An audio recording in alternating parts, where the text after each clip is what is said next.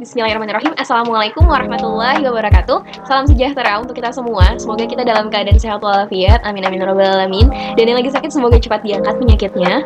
Dan juga tetap semangat dalam pembelajaran jarak jauh ini. Mohon maaf juga sebelumnya karena kalau misalkan memang suaranya agak sedikit berbeda dengan sebelumnya, karena sebenarnya hari ini dan kemarin dan sejak kemarin lusa itu emang lagi gak enak badan, tapi mau tidak mau ya tetap harus dijalankan tugasnya, harus dibuat segera videonya.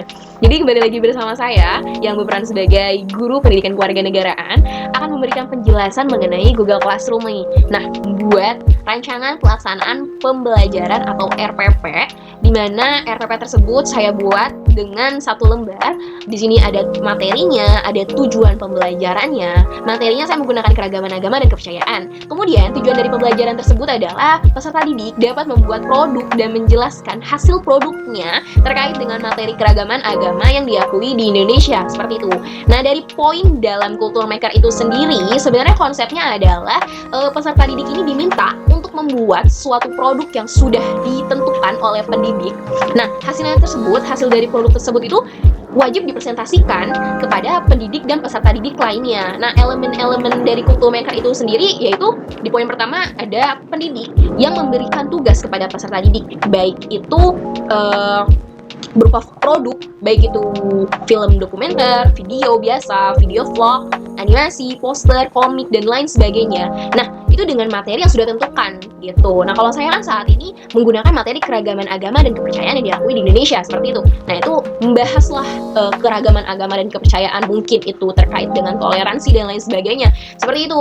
Itu bisa di-combine dengan beberapa produk seperti itu. Nah, kemudian dalam hal ini di poin yang kedua, pendidik dan peserta didik dapat berdiskusi untuk membagikan kelompok dan tugas dari tanggung jawabnya masing-masing setiap anggota kelompok, seperti itu. Nah, kemudian di poin yang ketiga ada proses bimbingan antara pendidik dan peserta didik. Nah, dalam hal ini saya tidak mempublish proses bimbingannya karena ini bisa juga didiskusikan lewat via chat atau via telepon, atau mungkin kalau misalkan di kelas fisik itu bisa secara langsung atau diskusi seperti itu.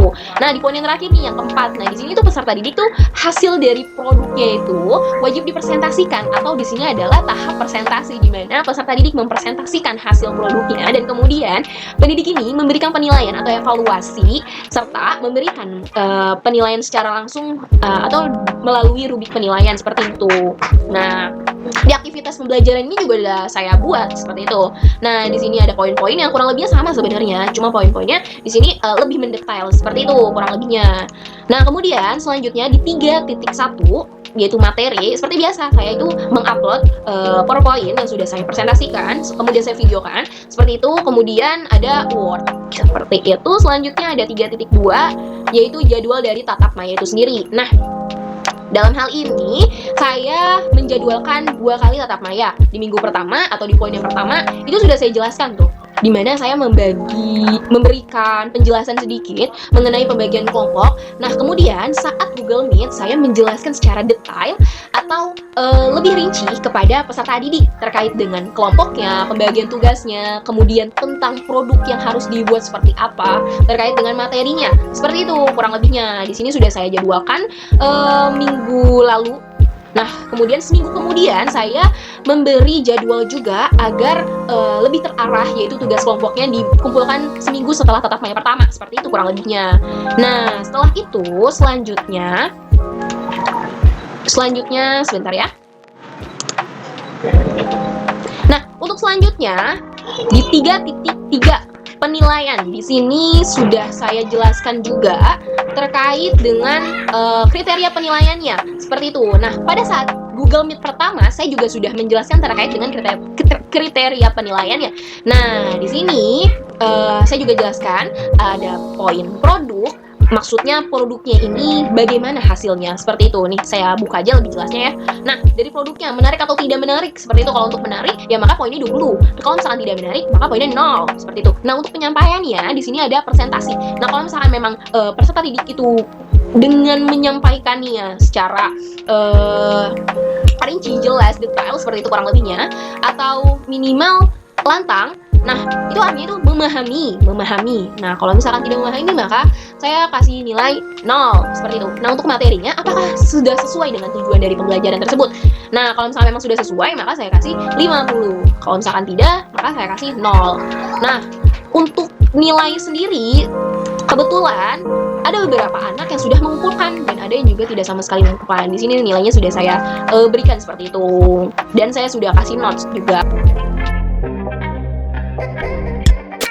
Bismillahirrahmanirrahim. Assalamualaikum warahmatullahi wabarakatuh. Selamat siang semuanya. Gimana kabarnya hari ini? Semoga kita dalam keadaan sehat walafiat ya. Yang sedang sakit, semoga disembuhkan. Amin, amin, rabbal alamin. Dan tetap semangat dalam pembelajaran jarak jauh ini. Kembali lagi bersama Ibu selaku guru PPKN di kelas kalian ini. Ibu harap semoga tidak ada yang bosan dengan Ibu dan kalian juga masih senang-senang aja dengan Ibu. Dan hari ini kita akan membahas mengenai keragaman agama dan kepercayaan di Indonesia. Untuk materinya sudah Ibu berikan di Google Classroom, dan untuk pembagiannya dari tugas serta kelompoknya juga sudah Ibu berikan juga di Google Classroom. Nah, untuk di Google Meet kali ini, Ibu hanya ingin memberikan penjelasan singkat terkait dengan tugas dan pembagian kelompoknya aja, biar kalian tidak keliru atau tidak ada kesalahpahaman di antara kalian dan Ibu. Nah, maka mohon didengarkan dan dipahami secara baik-baik. Nah, jika masih kurang dipahami, monggo ditanyakan silakan di Google Meet ini atau nanti setelah Google Meet ini berakhir. Nah, untuk tugasnya sedikit Ibu jelaskan, kalian diminta untuk membuat suatu produk. Itu bisa berupa video, poster, komik, animasi, film dokumenter, dan lain sebagainya. Ya, bisa dibilang sejenisnya. Nah, itu terkait dengan materinya, yaitu menyesuaikan dengan yang sudah Ibu upload di Google Classroom itu, yaitu keragaman agama dan kepercayaan di Indonesia. Seperti itu. Nah, untuk pengumpulannya wajib juga dipresentasikan setelah 1 minggu terhitung dari hari ini. Jadi Ibu jadwalkan di Google Meet. Selanjutnya itu sudah Ibu jadwalkan juga di Google Classroom. Jadi dimohon setelah ini kalau bisa segera langsung dikerjakan, seperti itu akan lebih cepat, lebih baik gitu ya. Untuk pembagian kelompoknya pun Ibu menyesuaikan aksen saja, yaitu Ahmad Januar dengan Bregas Pargesit dan Puja Prasetya dengan Usi Rahmawati ya. Ibu mau tanya untuk Ahmad Januar dan Bregas, kira-kira kalian mau buat apa nih? Mau buat poster, video, film dokumenter, atau apa kira-kira? Jadi menjawab Bu, mungkin sepertinya kami akan membuat produk berupa poster Bu. Baik, sudah tahu mau menggunakan aplikasi apa? Kita aplikasi, kita menggunakan Canva atau Photoshop atau aplikasi lain juga bisa. Oke, baik. Jadi Ibu rasa kalian sudah mengerti ya, gitu. Oke, kalau gitu setelah Google Meet pasti sudah bisa dikerjakan dong ya. Iya Bu. Oke, Bu. baik kalau gitu. Nah, kalau untuk kerja sendiri gimana nih dengan Usi Rahmawati? Oh ya, Usi belum muncul ya? Ya Bu, mungkin Usi sudah ada masalah koneksi atau kendala Bu, masalah hambatan jaringan. Oke, baik. Nanti Puja ya bisa diinfokan ya ke Usinya ya. Siap Bu. Nah, lalu untuk tugasnya kemungkinan sih Bu ya, saya nanti akan membuat video. Ya, kebetulan saya dan Mbak Usi kemarin udah diskusi atau gimana tentang membuat video. Terus dia juga pintar banget membuat video. Oke, baik kalau gitu, kerjasama yang baik kalau gitu ya. Nah, baik, terima kasih semuanya. Mungkin sampai di sini saja Google Meet-nya. Nanti Google Meet selanjutnya sudah Ibu jadwalkan di Google Classroom. Kalian bisa cek, nanti Ibu bisa mengingatkan kembali via chat WA kita di grup. Nah, nanti kalau misalkan masih bingung atau ada yang ingin ditanyakan, bisa langsung di WhatsApp ke Ibu. Kita bisa bimbingan lewat via chat ya. Nah, good luck semuanya. Semoga berhasil. Semoga nanti di presentasi tidak ada yang salah-salah. Kalaupun memang ada salah, kita bisa evaluasi bersama-sama. Billahi taufiq wal hidayah. Wassalamualaikum warahmatullahi wabarakatuh. Selamat siang semuanya. Selamat melanjutkan aktivitas.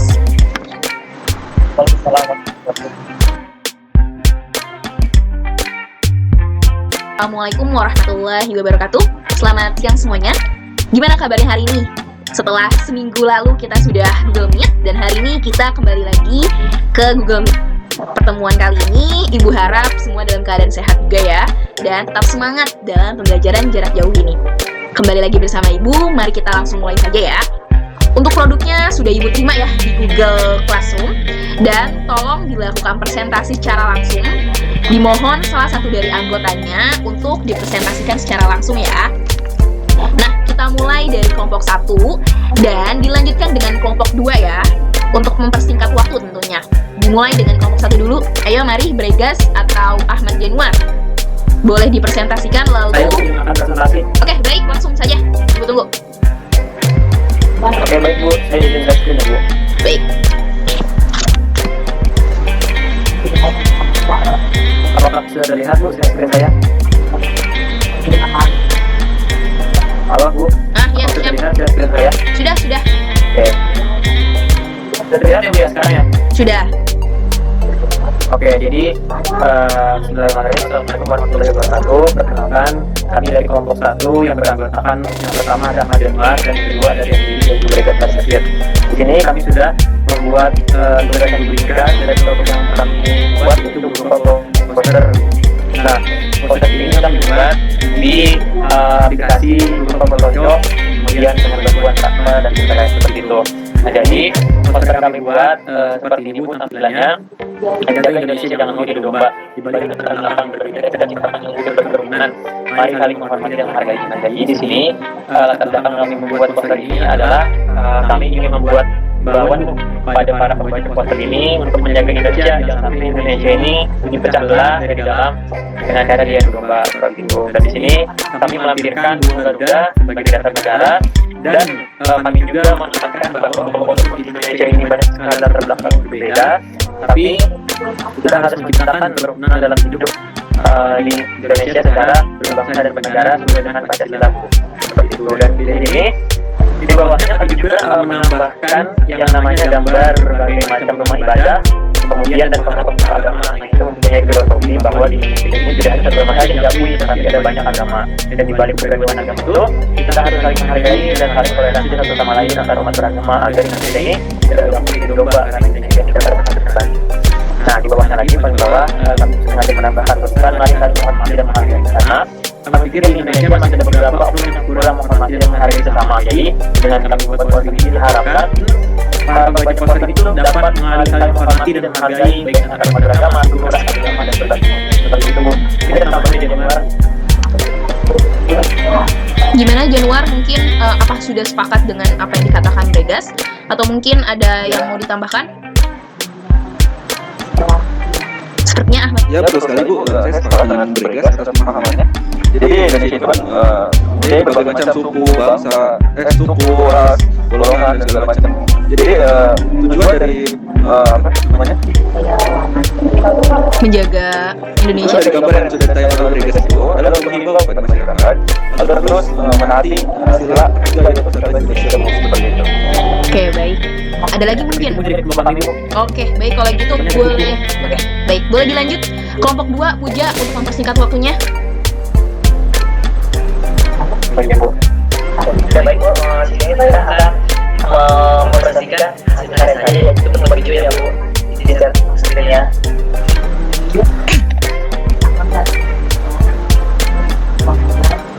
Ya,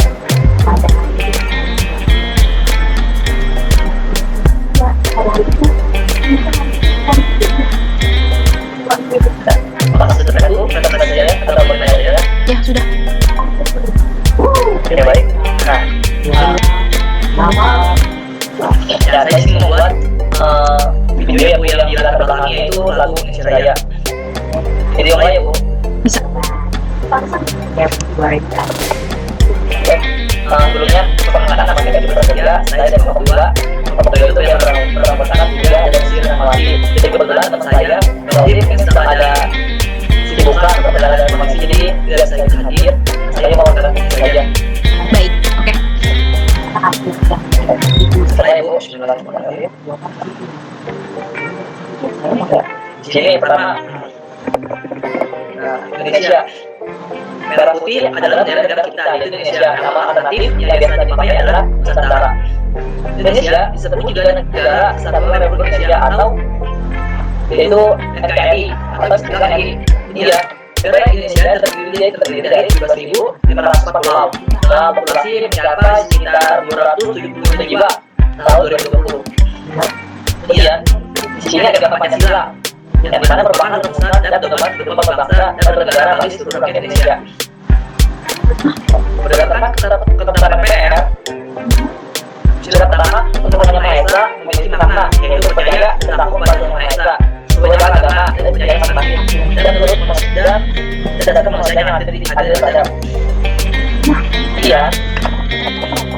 Ini ada gambar tertulis namanya perbedaan agama serta dalam Pancasila. Karena Indonesia adalah negara mana Pancasila itu saling menghargai. Juga di sini berbeda namanya sebuah kita kembali ke alamnya berbeda-beda tentang kita sama satu. Itu yang membuat negara kita kuat. Makanya dari sini perbedaan agama serta dalam Pancasila. Lalu saya berkatakan baca terdapat sesuatu yang indah tidak hidup pun dampingan. Yang akan jelas ya Bu, kita sudah merasakannya karena yang saya ini kenyataannya jika hidup kita berukun atau berdampingan itu sesuatu yang akan indah. Jadi seperti apa? Rukun, tentram, damai, kenapa? Saling toleransi antar umat agama dan ras. Lalu sini lanjut ada gambar namanya budaya Indonesia dan ini adalah agama ya, saling toleransi. Ini ada mulai dari agama Islam, Kristen, Hindu, Buddha, Konghucu dan lainnya. Kemudian di sini ada namanya gambar tempat suci ya Bu. Di sini ada namanya masjid, vihara, gereja, dan lainnya. Kemudian lanjut, walaupun Indonesia adalah negara terpenduduk terbesar di dunia, Indonesia sangat rukun dan Indonesia selalu mengutamakan sikap toleransi agar selalu berlaku baik dan menerima perbedaan terhadap orang banyak. Oh iya, toleransi ini membuat kita tidak marah, memaksakan pendapat atau menolak pendapat orang lain yang berbeda. Sebaliknya, kita akan menghargai dan mengenal perbedaan orang lain. Jadi intinya bila Indonesia tidak kuat karena memiliki sebuah yaitu bineka tunggal ika, berbeda-beda tapi tetap satu. Jadi saja Bu, biasa saya. Oke, baik. Terima kasih Puja. Terima kasih banyak semuanya atas produk yang telah dibuat. Ternyata hasilnya sungguh di luar dugaan Ibu. Jadi gini, keragaman itu memang perlu disyukuri ya. Keragaman tidak diminta untuk melainkan pemberian Tuhan. Jadi bukan untuk ditawar-menawar, tapi ya untuk diterima. Jadi di tengah keragaman ini ya alhamdulillah ya Indonesia masih diberi kokoh atas bersatunya suatu gerakan itu dalam kemajuan untuk mengejar negara-negara maju lainnya di dunia. Jadi persatuan dan kerukunan ini sudah dirawat, dijaga dengan moderasi keberagaman agama di Indonesia sendiri. Umatnya rukun, alhamdulillah, Indonesianya maju. Jadi ya alhamdulillah rukun-rukun saja seperti itu. Seperti Haji Jainal Abidin tuh bilang, kalau semua agama itu benar menurut pemeluknya masing-masing tentunya. Tetapi agama itu biasanya menjadi salah bila di luar penganutnya. Jadi untuk itu toleransi suatu keharusan untuk setiap pemeluknya seperti itu. Jadi toleransi itu kan memang bersifat atau bersikap dalam menghargai, membiarkan, memperbolehkan dalam pendiriannya, pendapatnya atau pandangannya atau kepercayaannya seperti itu dalam kebiasaannya, berkelakuannya atau sebagainya deh pokoknya. Nah, jadi makanya perbedaan itu memang menjadi pendirian tersendiri untuk setiap pemeluknya seperti itu. Nah, Ibu rasa cukup ya. Kalian nanti bisa melihat hasil produknya dari apa yang kalian presentasikan pada saat ini. Itu tuh menyesuaikan atau tidak nih menurut kriteria penilaian Ibu seperti itu. Nah, untuk hasilnya sendiri kalian bisa lihat di Google Classroom. Jadi Ibu kira hari ini cukup untuk presentasinya untuk pertemuan kali ini. Dan untuk usi nanti coba Ibu tanyakan lagi ya gimana kalian pembagian tugasnya, nanti Ibu WhatsApp langsung. Ibu rasa cukup, kurang lebihnya terima kasih semuanya. Wassalamualaikum warahmatullahi wabarakatuh. Selamat melanjutkan aktivitas. Gitu aja kurang lebihnya. Sekiranya mungkin ada yang ingin ditambahkan, kalau misalkan ada kesalahan dari video yang sudah saya buat di Kultur Maker ini atau praktik pembelajaran Kultur Maker ini, maka tolong mohon dimaafkan. Dan jika memang harus dikomentar, mohon dikomentar. Terima kasih. Billahi taufiq wal hidayah. Wassalamualaikum warahmatullahi wabarakatuh. Dadah.